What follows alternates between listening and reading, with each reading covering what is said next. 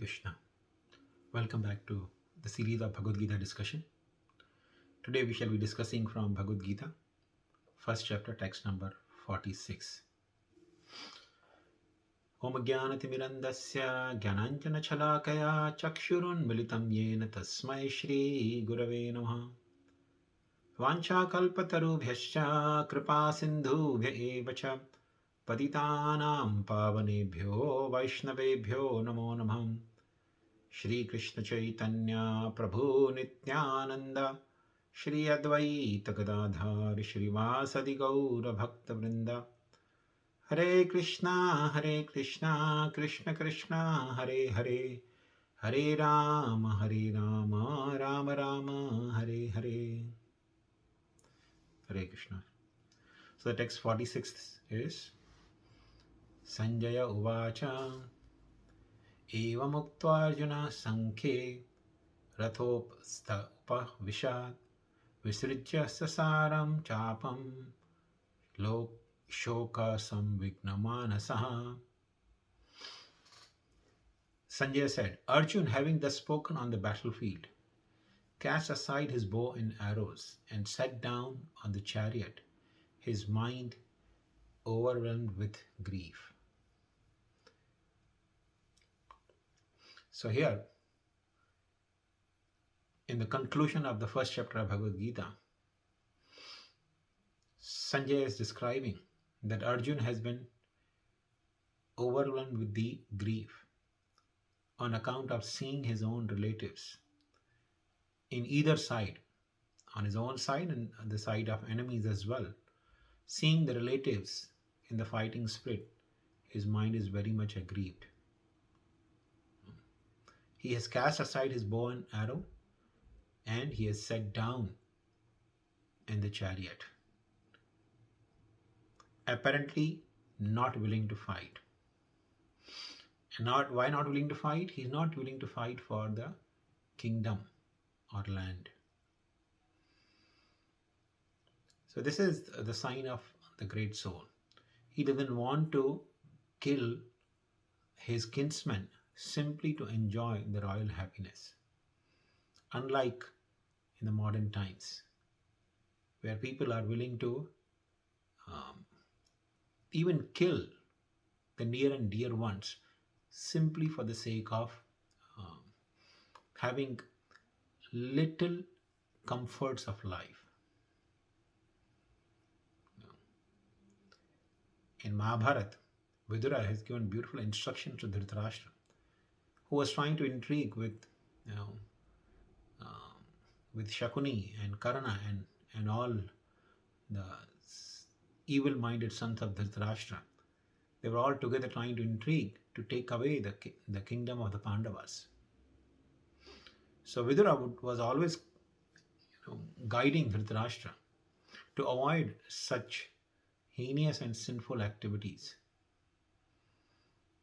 One time Vidura was instructing Dhritarashtra, telling him that a person should never tell lies or do cheating for sake of winning the land or women.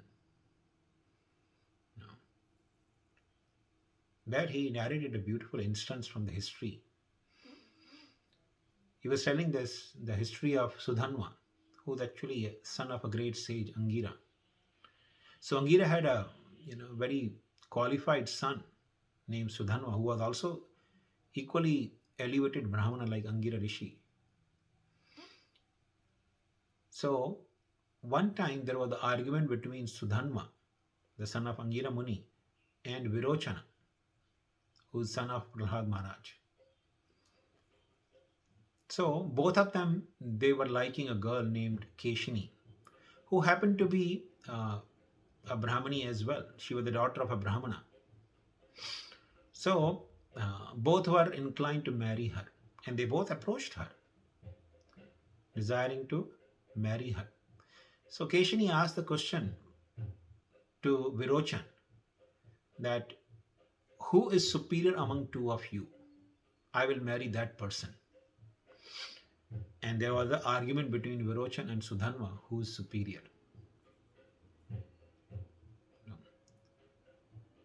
And Sudhanva, naturally being the son of a Brahmana, his arguments were based on the scriptures.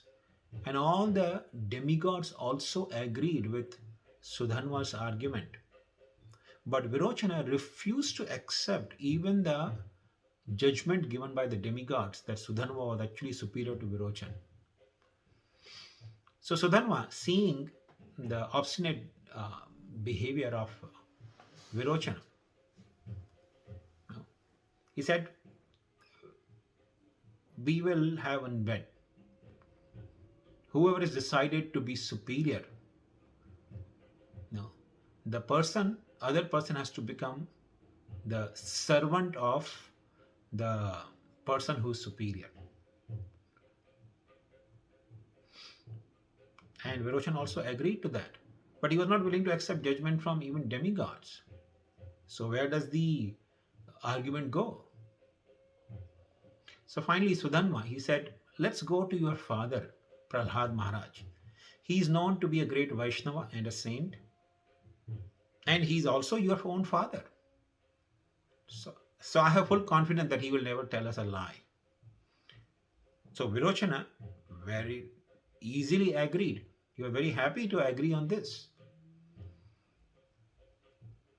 So when Virochana and Sudhanva, they both approached Prahlad Maharaj, inquiring from him who was superior. Prahlad Maharaj, although he's a great Vaishnava, but simply to instruct people in general, he started inquiring from Sudhanva, what are the consequences of speaking lie? Especially if a person speaks lie for land or woman.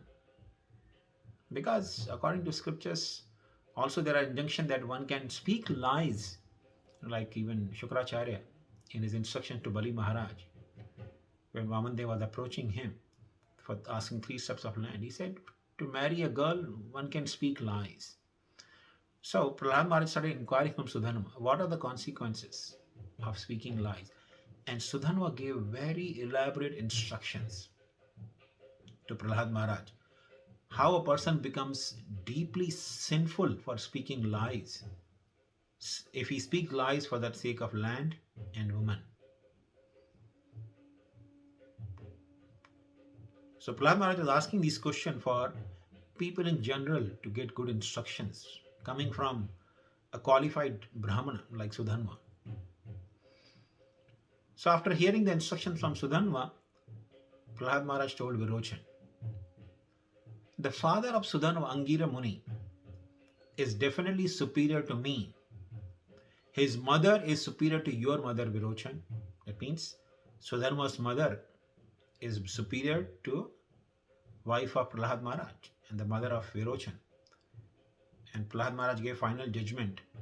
Therefore, Virochana, you should know that Sudhanva is superior to you. So, naturally, Virochana became the servant of Sudhanva.